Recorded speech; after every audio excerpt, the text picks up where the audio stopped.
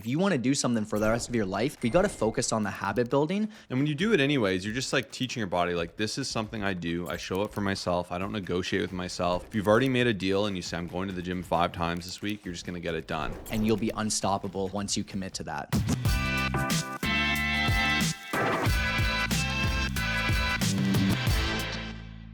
What's going on, friend? Welcome to the Fit, Healthy, and most of all, Happy podcast. I'm your coach and host, Josh, here with his co-host and co-coach, KG, and I'm in the house. And I just wanted to welcome you to Motivation Monday, where we show up for you every single Monday, no matter what is going on in our lives. We've been doing this for about 6 years now, and we have never missed a Monday episode. And every single Monday, our biggest goal and mission is to inspire you for Monday. And we want that motivation to carry over into the rest of the week. So we're going to cover our top quotes, our top 3 questions for the week, shout out an amazing client who's been absolutely crushing it. And also, this is actually one of my favorite segments, just share what's been on the top of my mind, the things I'm passionate, the things that Josh and I have been looking over in this past week, some new ideas, some new things that are just pushing us and that we have on the top of our head. So just wanted to welcome you here, and we're so excited that you're joining us on this amazing Monday or whatever day you're listening. Yeah, welcome. Grab your coffee, sit back, relax, speed up that walk, whatever you're doing to listen to this podcast. Shout out to you for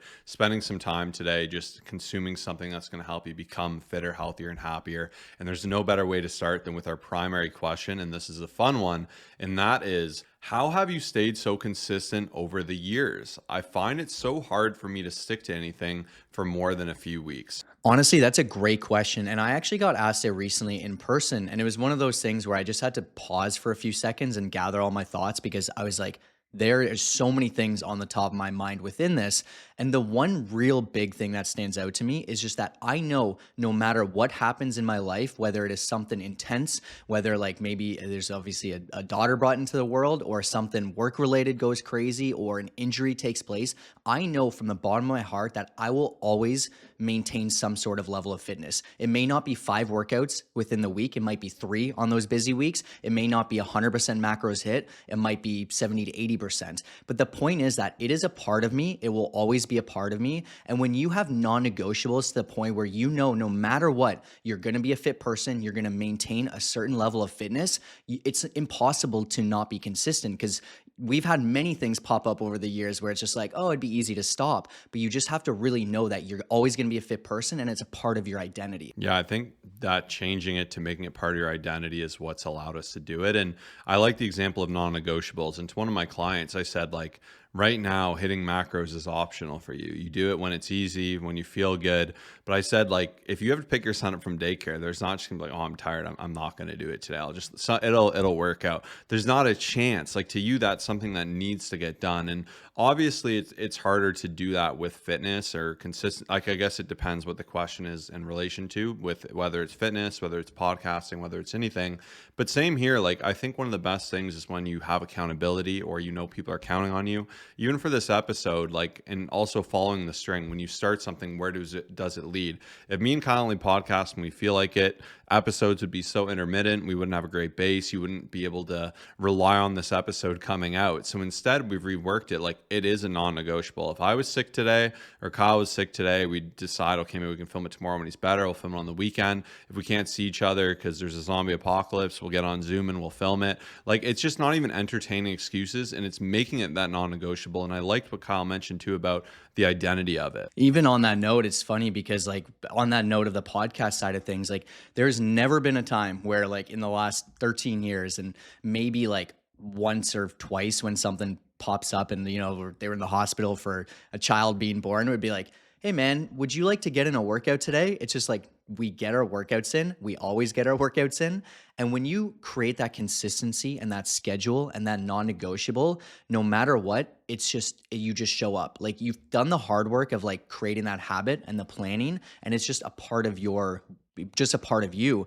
And like, one of the biggest tips within this, and most people struggle with this, is just make it easy for yourself. Get your meal prep done consistently, schedule in the workouts just like a meeting, and just like start to create systems where you can just do it. And one of the biggest recommendations I actually had to this client and friend that was asking me this question, I just said, I think if we start to focus on the habit building, you'll just become a different person. And I actually recommended Atomic Habits, which I think is such an underrated book. I'm like, if you want to do something for the rest of your life, we got to focus on the habit building and you'll be unstoppable once you commit to that. I also think having patience when you assume this new identity is important because things will pop up rather, you will miss. And that's where like rules like never miss twice. I'm saying this to my clients every single week because you had a bad weekend. It is what it is. Never miss twice. Let's get right back to it next weekend. And we can always learn from our mistakes. I think people see mistakes as absolute. And like, let's say we did miss a week of podcast because Kyle lost his voice and I lost my voice. And it was like physically impossible unless we typed it out. Let's say that happens. Where a lot of people go wrong is like, we broke it. Like, okay, whatever. We'll try to get back to it in a few weeks or we'll do one a week. That's not the case at all. It's like, okay, what happens, happens. I'm going to get right back to it. I'm going to pick up that mantle and I'm going to continue forward, even if there is friction. So I think just most of it comes down to mindset. Like I'm trying to think of a good example. Like I like that daycare example because for us, it's something we do. And if Kyle just said he hadn't gone to the gym in like a week, I would think something's wrong with him and I'd be really curious. And I think he'd know I'd think that, our other friends would think that. And having that accountability is also nice, right? And when you just normalize it, like when I want to go to the gym, I go to the gym. When I don't want to go to the gym, I go to the gym. When I really don't want to go to the gym, maybe I'll take one of my rest days, but if I can't and I need to, I'll go to the gym. And when you do it anyways, you're just like teaching your body, like, this is something I do. I show up for myself. I don't negotiate with myself. Like if you've already made a deal and you say, I'm going to the gym 5 times this week, you're just going to get it done. And like I said, if there's some astronomical event where I absolutely can't make it, like I accept it, I move past it and I look to improve. And like people put so much stress and strain when things don't go exactly perfect or there's busy seasons or we have this mirage that life will be better in the future.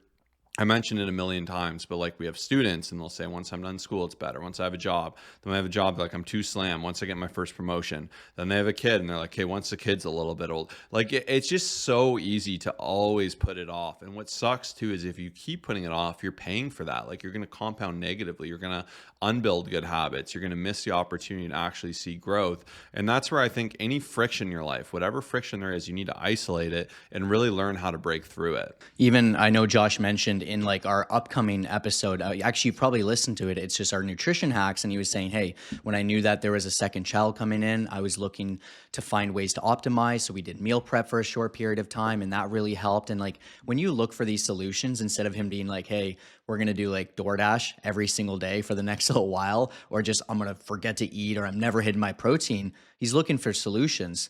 And that's really all it comes down to. And like one of my biggest, I guess, final tips, because we've been talking a lot about not aiming for perfection, because I find if I were to have one person in front of me that's like, hey, I've been struggling for the last little while, I will find that the biggest common trend with them is just that they are so hard on themselves. When they miss once, they miss twice, and then a third time, and they just beat themselves up. So when you look at the core of my entire fitness journey, which has been, let's say 13 years, give or take, I don't know the exact number, there are a lot of weeks where I was 60%. Don't get me wrong. There were many weeks.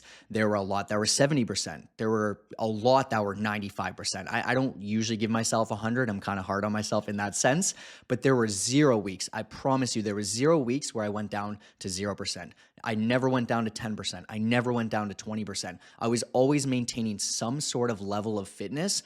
Even if I wasn't going to be perfect, I said, you know what? Let's bring it down to a lesser degree and still do as best as I can. And that is ultimately the secret. I promise you, if you have that mindset, instead of being like, well, the gym's being renovated this week, so it's going to be a rest week. And don't get me wrong, there's a time and a place for a deload. I get it. But most people, when something comes up, they love to have that as an excuse. And I'm just like, well, let's do some home workouts then. Let's go do some extra cardio. Like there's always a way around it. And when you start thinking that way, you'll always maintain a certain level of fitness and be healthy. Yeah, and it's actually been 15 years, at least for me, I realized, because the number I always remember that's stuck in my head is I started university in 2013, and that's when I also started our YouTube channel. So if you look at our YouTube channel, you can see 2013.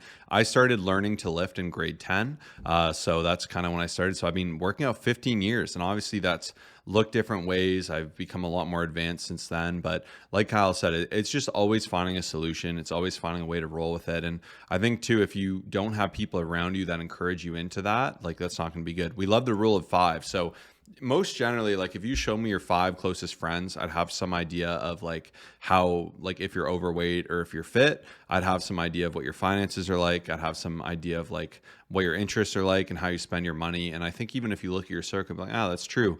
And what's nice too is like that example of when you're a small fish in a big pond, like let's say all your friends are super jacked, they're super dialed, they're just crushing life, they have amazing relationships, they have great jobs that fulfill them, they're always growing. Do you think you're going to be inspired to do that or do something else? You're going to be inspired to do that, of course. So I think the more you can simulate that, and you might say, like, I don't know anyone like that. I'm the only one who takes this seriously. Everyone else doesn't care. Like, you can create your own environment of that. And me and Kyle are super lucky because obviously we made this our life and we have the opportunity to coach people one on one. But we actually take all the clients in our program. We're all in a private, exclusive Facebook group just for active coaching clients. And like, these aren't people that just talk it, these are people that live it, that invest in having a coach. They have personal accountability, they have goals. So for me to learn from them, to hear, hey, I was struggling here, but I did this, like I'll pull those ideas and I'll use them just like you do in this podcast. I'm sure you get aha moments that fire you up. So I find like that goes a long way. And where me and Kyle, we lift 3 times at least a week of the 5. So it's like, it's basically impossible for us. Like if one day, I think if he just said, hey man, like I'm just not feeling it today. Like I want to watch some TV this morning, like just crush a workout. Like there's just no chance it's not going to happen. There's been times we've been injured. There's times we've been sick and like we've had to be realistic. But even like when I was doing my rehab, I would just come do my rehab after my surgery. I'd just walk on the tread. Like there's always solutions, but I think like even just with yourself, don't start negotiating. Don't start saying, oh, I'll go here and there. I'll do this here and there. Like if you're going to take something serious, take it serious, go all in. The day you start negotiating with yourself will be the day it's just like, oh, well, whatever. It doesn't matter. I know Josh used the example of the podcast, but I just try so hard not to give in. And I love that he mentioned the accountability part because I had a call recently with the clients and I was trying to help him with habit creation and like reminders of how to do, the spreadsheet consistently and, use the MyFitnessPal and set reminders and all this stuff. And he was like, hey, do you and Josh send your stuff to each other all the time? I'm like, dude, absolutely. Like, and I showed him screenshots of like our weekly rhythm register, our spreadsheet, and then our daily to-do list. And I'm like, it's impossible for me to fail because I know the second that I don't do it, there's going to be, hey, you said you were going to take this cut seriously. Like, where is it? And I think most people are missing out on this. They don't have that person by their side. And it's easy when you just have that consistency. And once again, if you are looking to actually finally see change and have someone by your side, just feel free to fill out an application on our website. It'll only take you 3 to 5 minutes. Just give us a bunch of details. But the truth is you don't deserve to just consistently go up and down and to have 1 month on 1 month off. Like it's just not fun. Like it's kind of pointless, right? And when you have someone who actually cares and will be willing to help you and guarantee results, you're going to be blown away. So fill out that link and we'd love to be that accountability partner that you need and you deserve. Yeah, if you're like, hey, I wish I had someone like you, Josh, or someone like you, Kyle, on my side, like it'd be easy. Why not? Me and Kyle are taking clients personally, so you can request to work with either one of us. We would love to make that happen. And we both have our skill sets and our interests and our unique talents, which is absolutely amazing. But yeah, like having someone on your side, and I think even like having friends, like I've always appreciated, I've had friends that have told me like in the past, like, hey man, like you're looking a little fat, and like it's a little intense, right? And guys are kind of different. I know some other people that'd make them very upset, and that'd be a horrible thing to say. But I think like when you know someone, you can say it reasonably, right? And I think there's an opportunity there, like to have people to call you out. And if you don't have those people, you need to do it yourself. Like if you're never weighing in and you just think you're the right weight and you're just ignoring everything, or you never look at your bank account because there's not going to be no money in there, like how do you expect to prove? So the more you can track like metrics and have awareness towards that, the better. And yeah, like even for us, like just having default systems. So me and Kyle, probably for like these 15 years, essentially, every single day we'll send our to-do list, like our action items and then our current like things we do every single day. And we'll send it every single day. Do we miss here and there? Absolutely. But for the most part, it's been consistent. And it's just a chat with him and me, and we just send it every single day. But even that accountability is good because like if I haven't done as much as I'd like to, I'm like, I got to get some stuff done here. Like it's kind of funny. And they say shame dies in the light, because when you have that accountability, it's a good thing. Because if you're just silently suffering and no one's there to build you up or help you out of it, there is some discomfort comfort in like accepting like, okay, I'm not where I want to be. I'm being lazy. I'm not pushing myself. I'm capable of more. But like having someone on your side to do that lovingly is so important and really goes such a long way. And like the more you can gamify it and track those metrics, and even for me, it's fun, right? Like I want to see, am I hitting my numbers? Am I workout intensity going up? Am I hitting new PRs? Like, am I doing everything as optimally as I can? And also having more fun towards it to do it consistently. And I can see those long themes of time. Like it makes it so much easier for it to be something you do consistently. Yeah, and even like when I don't send something like that, like my accountability measures, I feel like some sort of weird like ick in my body where I'm like, I know I should be doing this. I need to get better at it. And that's the same with like the gym because I go at the same time every day and I've just made it a routine. I feel so weird if it's like a different time. And that's where I think if you can kind of make things easier with the accountability, with the systems, with all that stuff, you'll be unstoppable. I could talk about this all day, but I think it was a great question. And ultimately, my biggest mission with this podcast is for you to come back to me in 5 years and say, this changed my life. Because of you, I've been in the gym every day or 3 to 5 times a day, and I've lost weight and I've changed my life. Like that's why we continuously show up. So I hope this question helped you out. Yeah, and build discipline, right? And even just do the things you don't want to do like you love it. Even if you're trying to make new habits like meditation, I spoke about this last week. I've been actively trying it. Most days I don't want to do it. I want to carve out the time. There's other stuff I need to do, but I'm like, no, I'm going to do this. Now that I've been doing it every day, like even today, I'm like, oh, I got to go do this. And there was less of a flinch. And like the more you can just build that. And same with nutrition. Like if you're going to do it, attack it relentlessly. If you half do it, it's not very fun. It's so easy to make excuses. But if you're like, this is my cap. I'm eating 3,000 calories. I'm pre-logging everything. I refuse to not do it. You do that one day and then you do it for 2 days and it's kind of hard the third day, but after a week it's what you do. It's like your default. It makes it easier, and that's discipline versus consistency. So there's always a friction to building new habits, but the more you do that and then you show yourself enough proof that you've done that. Like for me, 15 years, there's no way I'm not going to the gym for a week. Like there's just no chance. So you'll get there as well. And once again, continue to have positive inputs, like listen to this podcast twice a week, have that support. I'd love to work with you one-on-one and help be that person for you to get you the results you deserve. So once again, make sure to apply for that. But now we're going to jump into our quote, and my quote for this week actually was inspired from Kyle, and that is happiness comes from within.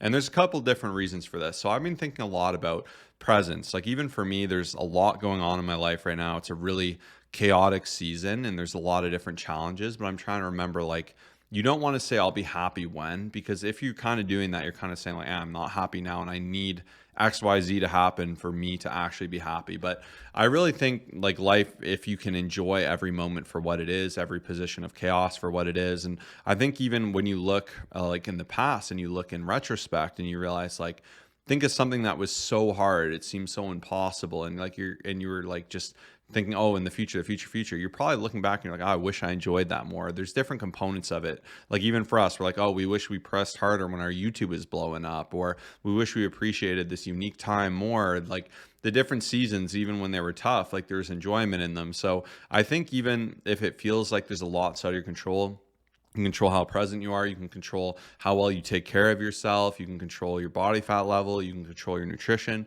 So I think reworking it and trying to really reestablish, like, am I getting my body right, my head right? Am I being present? Am I appreciating what's in front of me? And am I avoiding like fake happiness traps? And the reason I mentioned Kyle is he said he watched the minimalism documentary again and he started reevaluating some of the things he owned. And he's like, why do I have all this stuff? I don't need this stuff.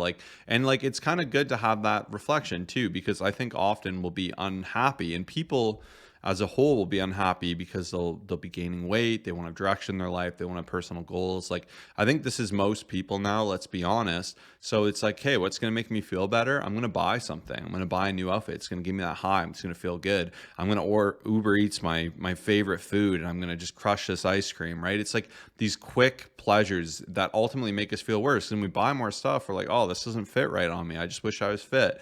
When you order more food, you're like, oh, I wasted all this money and I didn't need like all that sugar. Like I feel horrible. I'm lethargic. Like, oh, this is brutal. So I think addressing the root problem and saying like, how can I optimize for my own happiness? How can I have that reflection? And it's cool too, like your inputs, how it can create action and inspire you. Like Kyle watched a documentary and that got his brain going. Yeah, I started listening to stuff on Facebook Marketplace. I'm getting messages like, all right, like I had like 7 watches. Is this available? Yeah, those are my favorite memes. Like, is this available? And then they just run away. They never respond. Oh, I hate those, like, it's just crazy because I get a million of messages. I'm like, just come get it. I don't care. But seriously though, like, and I can link it down below. I actually still have it open on my desktop here. It's just Minimalism official Netflix documentary. It was posted 2 years ago. It has 14 million views, and I've really been like rethinking like my mindset and like overall happiness, because I feel like there's a couple things that have been pulling me in different directions. Like one of them is obviously stuff. And as I started to clean out my closet and try to get rid of things, and I was just like, why do I have all this? And you just evaluate your relationship with things. And then on the other end, I feel like my relationship with like dopamine, in the sense where like notifications in the phone, and that's like another thing I'm going to get into. I feel like I'm a bit tied to that. Whereas like if I see a YouTube notification pop up, I'm like, oh, I'm gonna click it. And I just like, why? Like none of this stuff really matters. Like obviously I want to inspire everyone, and like I that's our biggest mission. But at the same time, if I'm always checking my messages, I'm always looking for that notification to pop up. And by the way that these companies design everything they design, they're so smart. Like when you look at the notification bell, when you look at the apps that these people create, they're so good at making you feel a type of way. They're so amazing at just getting your dopamine going, and you just feel like, ooh, I've got a direct message, I've got this. So I'm just reworking all this stuff to make sure I'm the happiest version of myself, and I'm not too fixated on notifications and likes and stuff and all that other stuff. And then with that, like my quote, I love it. It is simply, trees don't hang around with the grass, even though they all started from the same place. And what I got from this is that personal growth requires us evolving past the initial environment, and obviously relating it to people past your peer group. So I really like this. And I actually had a great conversation. He's a 22-year-old kid, and we were in the sauna the other day, and he's actually in business school, and I could tell like his friends had just left, and I could tell like he really wanted to grow and he really wants more. Shout out to this guy named James. And I just was giving him so many tips. I'm like, dude, I remember when you were 22, or when I was 22, and I'm like in the same spot as you. Like, man, I grew out of my friend group, I stopped drinking. Josh and I started to get ready for a physique competition, we built this business. I lost a lot of friends that I feel like it was just like we only drank together. And this was maybe around 19, or sorry, maybe around 20 to 21, but still in that 22-ish range. I'm like, that's totally okay. And I think a lot of people are so scared to let go. And even on the purpose of accountability, and what Josh was saying about like the average of the 5 people you hang around, it is going to be so hard for you to get to that next level and for you to grow and become a better person if you're just always hanging on. And I just think it's such a great quote. Trees don't hang around with the grass, even though they all started from the same place. Mic drop. Yeah. So once again, we love sharing our quotes just because it gets you thinking. I think it's awesome too. Sometimes I'll read a quote and someone will say, "Oh, like that's," and they'll say it in a completely different way than you think about it. You're like, "Oh, that's good as well." So we like to always add that in because it's kept us inspired. And I think a big part of it too is inspiration. Like, are you motivated to do things? I know I just said you can't rely on it, but I think when you have big goals or you hear a quote and you're like, I want to level up. I want to be that person. I want to be that tree, not that grass. Like that can be inspirational, and that can cause that first step, and then you can build that into discipline. So there's always a lot of opportunity like that. And I guess as we go into the thoughts, like my big thought this week is like, okay, how can I lock in? So I haven't done a bulk in a long time. I've been consistently over 220, which has been awesome, but it's real easy at the end. And even I'm victim to this, of a bulk near the end, just to be you getting a little more casual, supporting like, oh, I need some more carbs. So I feel like I'm definitely done and happy with my bulk. And like I got that done. I put on some muscle, but I think now, even as we push into March, it's a great opportunity to start addressing that. Now my swings are very small relative to what most people's would, because I've done this for a long time. And for me, usually like I'm pretty happy and quite lean at 215. So it's only 5 pounds. It's really not a big deal, but I think it's important, like when you're doing something, do it right. And I've been trying to reiterate that to myself today. Like even the other day, I walked by my room and I just had 2 socks on the floor. And I'm like, okay, this is not the standard I want to set, because as silly as it is, it's just 2 socks. Picked them up, I put them in the laundry hamper or whatever, because to me it's like, it's just a 30-calorie snack, I don't need to track it. The second you start cutting corners like that, like you're not doing it right. And it's very easy, especially with tracking, for you to think like, okay, I'm eating 3,000 calories when in reality you're eating 3,800. Then you're not going to see the result you want, and it's just going to spiral into you like kind of feeling like the process isn't working because you know you're not all the way committed. So I'm really just reevaluating, like, how can I fully commit myself to this? How can I up my game? How can I set bigger, better goals? And even just looking back to basics for self growth, for fitness growth, for excitement towards that. Obviously, not obviously, but we're due for a new routine. We're about to head off to Arizona for like a conference to obviously improve our mindset. So I'm really excited to get that going. But I just think if you're going to do something, do it right. And going back to quotes, how you do anything is how you do everything. So I'm really trying to remind myself, like, if I'm going to do something, I'm going to do it right. I'm going to do it properly. And then you'll take that. Every set you do, you don't stop a rep short. When you eat something, you track it and log it. If you say you're having 75 grams of something, make it as accurate to the food scale as 75, because it's so easy to log tablespoon of peanut butter when in reality you're not weighing it. You don't even know, and you're having six. We've used that example before. I used to work at a smoothie bar.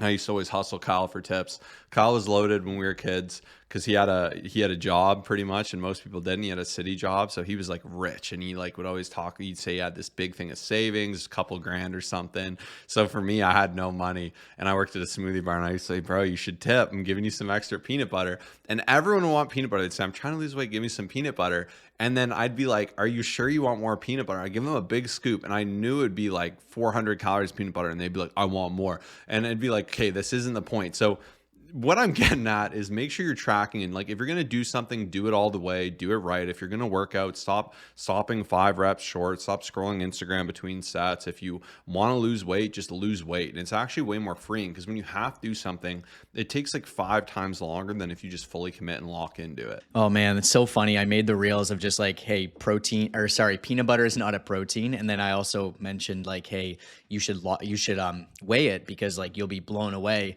And Josh just got me thinking there because I literally had my food scale and I showed this is 90 calories, so 1 tablespoon of peanut butter, and then I had my food scale and I said this is 500. And there was one guy on Facebook. He's like, "That's not 500." I'm like, "You're exactly the person that's just delusional here. Like, just be accurate." And I'm going to make a video on this, and it probably will actually be up by this time. And a food scale is like 10 or 20 bucks on Amazon. If you don't have one, just like pause the episode, order it. We're not making anything from it, but like experiment too. If you do it a couple times, at least if you're roughing it, you'll have a conception of what it is. Every single day I make the same Greek yogurt bowl every single day, 300 grams of Greek yogurt, 75 grams of granola. If I had it my way, I'd pour 140 grams of granola. I'd only do 200 grams of Greek yogurt. There's a reason I do it every day. It takes the guesswork out of it. I totally agree. And what Josh really got me thinking about there was like, it's March. We've got 12 weeks until summer is coming, right? And I think one of the best things you can do right now after this episode is sit down, evaluate where are you at, where do you want to go, where do you want to be? Do you have a trip coming up? Do you have a cottage weekend? Are there bachelorettes coming? Are there weddings coming up? Like, this can be the motivation that you need to just fully lock in, especially right now. Like, time will go by really quick. March will go by quick. April will go by quick. And a lot of people forget about this. And it's something that I've been evaluating and talking about with my clients just to kind of see where they're at, right? A lot of people did reverse diets. We've done a lot of bulks throughout the winter. So now it's time to lock in and just see exactly what you want to accomplish going into summer. And now we're going to jump into our client shout out, and we are shouting out my client John Yarozovich. So I started working with him about a month and a half ago, and I really challenged him. I saw some opportunities, some holes in his game, and I asked him to step it up. And obviously it's hard going to that next level, going through that discomfort of being like, "Hey, I think you have more to give, let's give it." And my promise to him was, listen, if you show up and you challenge yourself a bit here, and it's not a big challenge, but even sometimes that extra 10% can be hard. But I'm like, I assure you, the next set of photos you send me, you are going to be blown away. And sure enough, I just received his photos, I believe last week. And he said, extremely happy with these pics. Have not seen this much progress for some time. Chest is getting bigger and abs are showing, veins are popping. Very proud. So hard work pays. And a lot of it is tiny, tiny gaps, things you know you're not doing. It's like having a leak if you're trying to fill up a pool or something. It's slowly going to bleed out. It's not going to work. And I think so many people have leaks, like I just talked about, in their nutrition and their training programs and their consistency and their accountability and how they react to problems that come up, right? Like, are you someone like even me? I'm starting my cut. I assure you I will screw up one day. My goal is not to, and I have no intention to, but I'm a human being. It happens. When it happens, I never miss twice. I get back to it. I move on. I reflect and I learn and I go past it. So many people, like, you make one mistake mistake and you blow up everything and you kick it to the curb and you just like set off a nuclear bomb to your entire journey. Like that is not a way to operate. And I love helping people realize like they can fit it into their life, not on top of it, just like my client John. So big shout out to him. You can see the transformation in his photos. It'll absolutely blow you away. Like he looks like a different beast, and it's absolutely amazing seeing what he was capable of achieving. And I want this for you. I'd love to work with you one-on-one. So definitely be sure to apply to our coaching. You can head right over to our website. You can learn more. There's no pressure. And I know you deserve this. I know you deserve this. And enough's enough. Everyone deserves a coach. If you think you don't, you're selling yourself short, and that's the problem. Like, let me get you the results you want and see it as an investment for your life. Even if you come in for like a 90-day accelerator with me, you'll learn these tools. Similar to like when you weigh peanut butter once, you're like, oh shoot, this is not 1 tablespoon of peanut butter. You'll carry that for the rest of your life. Like that'll help you with portioning. Coaching is the same way. You'll understand like, okay, this is what training should look like. This is what nutrition should look like. This is what accountability should look like. So everyone deserves having a coach at least once. And once again, the compounding effect of that is like explosive throughout the rest of your life. So make sure to check that out. Apply. I'd love to work with you one-on-one.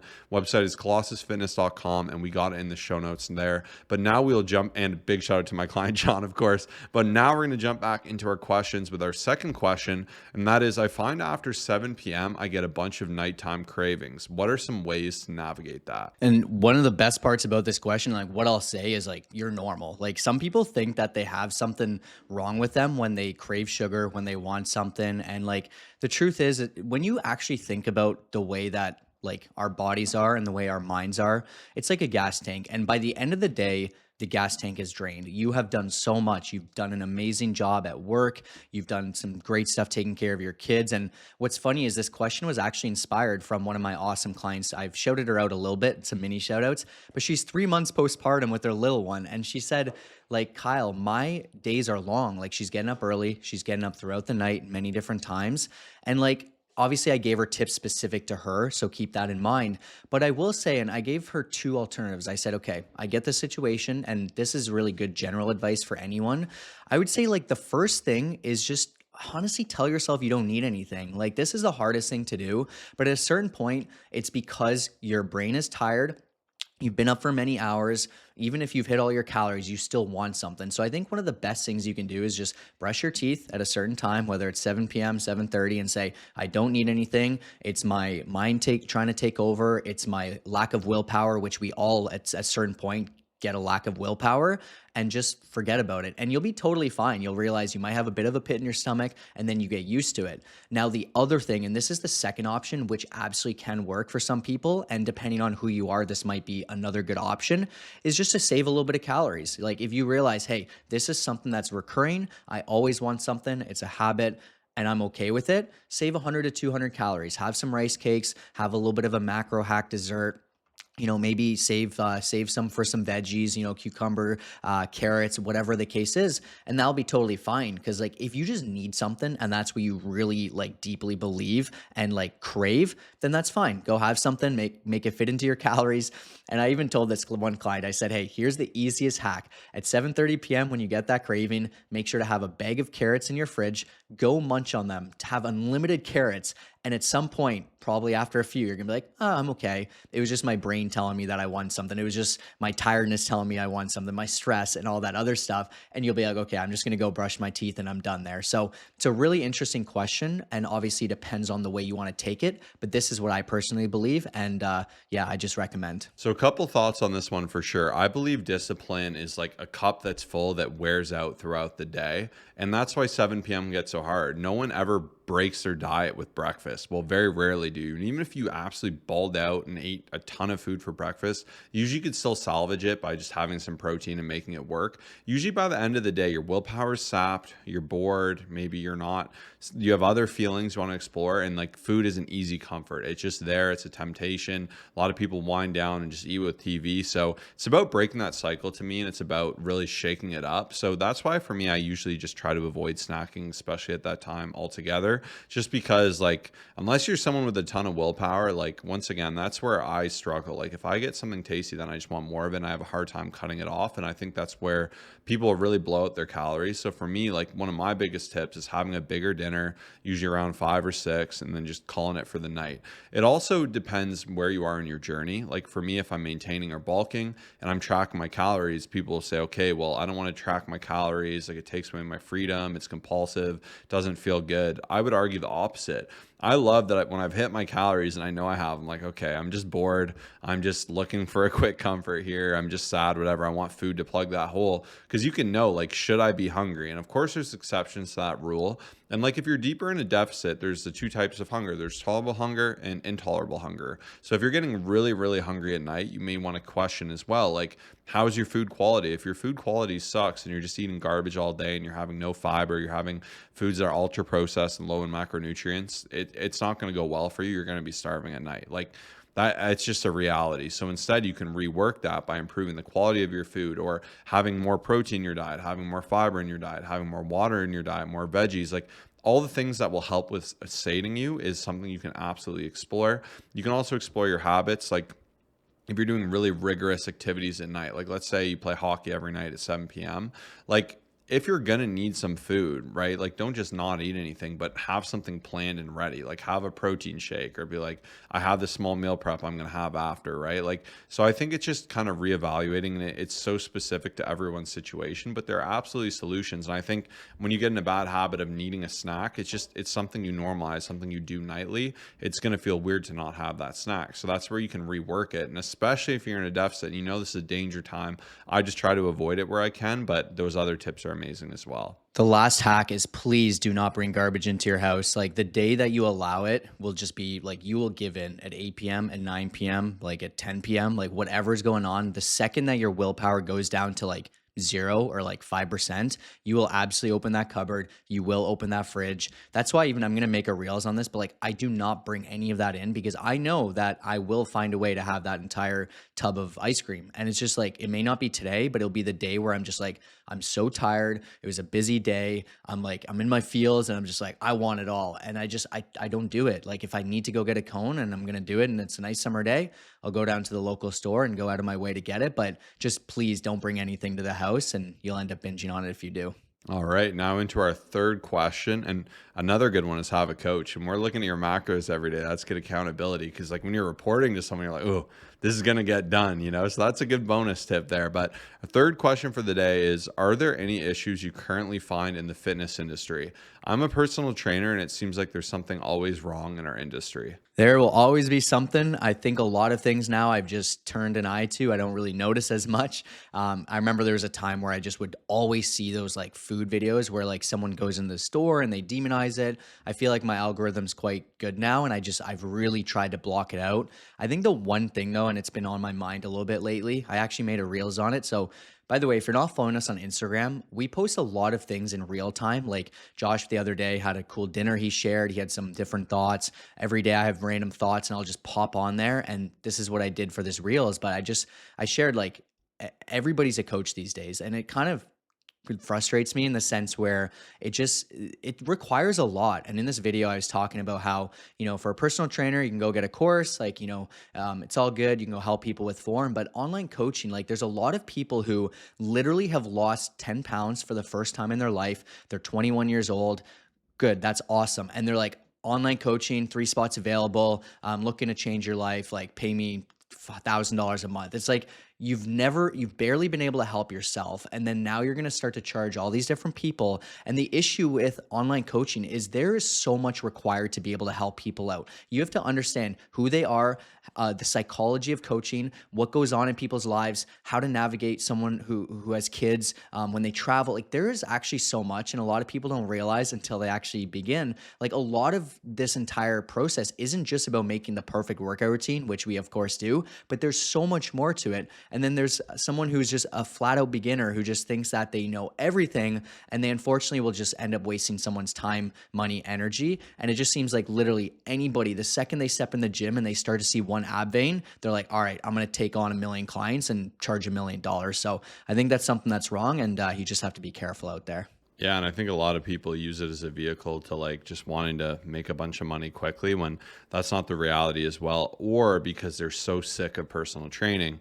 And it's funny, I didn't make online coaching because I hated personal training. I actually started online coaching before I personal trained, like outside of what I did with friends. Like I didn't charge people for personal training, of course, but people use it as like this escape. I like online coaching because I truly like my brain is more logical. So I like just getting people the best results I can. And to me, like if I thought personal training was a better vehicle to do it, I probably would do that because my mission is to help people become fitter, healthier, and happier, and for everyone to realize that they can be fit, healthy, and happy. I know it sounds redundant, but I think even some people have a lot of self-limiting beliefs and they don't think it's for them, or they think they could lose a couple pounds but they can't be this fit person. But that's not the reality at all, and I feel like hand holding is dangerous. Like there's that old parable, I suppose, and it's like give a man a fish, feed him for a day, teach a man to fish, and you feed him for life, right?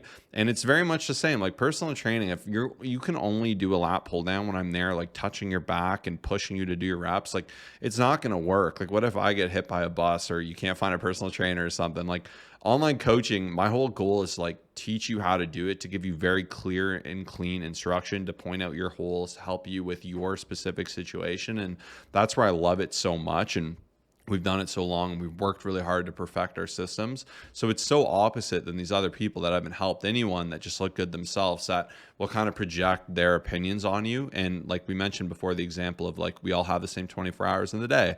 Yes, it's a true thing, but there are different logistics to people's day, and it can be harder to relate to someone who's never had that experience. And what's awesome is even the experiences I haven't had, I've helped my clients navigate through, and I've like coached them through that, and we've learned together, and I've been able to reapply that. And that's where having 5,000 transformations is so amazing, because we have so much depth. And I do truly believe online coaching is the best vehicle for that, because you're going to get weekly accountability. You're going to have unlimited questions. You're going to get custom routines fully tailored to you. We're going to be able to adjust your goals on the fly as necessary. And we're going to make sure that every metric we're pulling, every lever is the most optimized for you to get results as quick as possible. So it is frustrating, like that the space, there's just so many people that just jump in it, just who are like, just give you some crappy, quick plan that's going to get you nowhere, like once again project bad habits on you, or like force steroids, or like crazy meal plans. Like it definitely is a mess, and we talked about this a bit in the rapid fire, but I definitely agree with that one. And I think as a whole the fitness space is good, like if people are trying to be fitter, healthier, and happier. And even today, like I saw like two younger guys that just like were look kind of awkward and out of shape, and they're just trying to learn like basic machines. And it actually brought a smile to my face, because I was that person once upon a time. And it seems like there's so much research done and people consume so much content that people get pretty elite pretty quick, which is kind of crazy. And it's good and bad, because I also think there's fun in like figuring it out, and maybe there's a bigger barrier to entry if you don't feel like you're that fit. But I don't know. So I think at the same time too, like even the other day I was lifting and there was two girls around me and they were jacked, and I was like, what the heck? Like girls are like getting so elite now, whereas when I started that wasn't the case. So I think for as much bad as there is, there's a lot of good. There's a lot of good content, there's a lot of bad content, and it's always been that way. So I try to exist in it and not worry about it too much. I think even on that note, like Josh's point of there being good and bad, I think a lot of it is like what you buy into and like what you are looking for and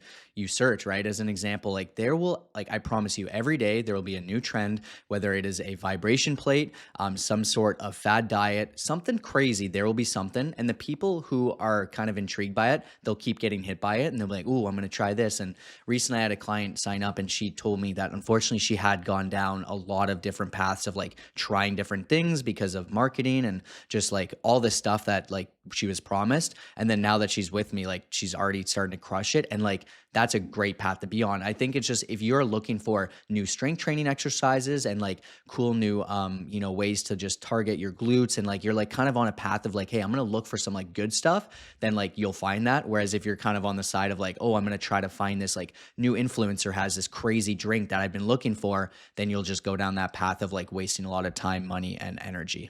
Well, there you have it. That is our episode of Motivation Monday. We hope you learned a lot from that. I think there's some really fun discussions, and I want to shout you out if you made it to the end. You're part of like the inner circle, the inner family here. And one thing my son always says to me that makes me laugh is when he wants to like say something to me, he'll be like, "Do you want to play toys?" And then if I don't answer, he'll go, "Yes or no," which is so funny. So my question for you is, does pineapple belong on pizza? Yes or no? And if you don't say yes, you're a weirdo and you're wrong, but you can go ahead and put no. So I think that'll be a fun way. Comment that down below on the Spotify or the YouTube, yes or no. If people don't know what's going on, that's because they're not a real one. They didn't listen to the end. So shout out to you for doing that.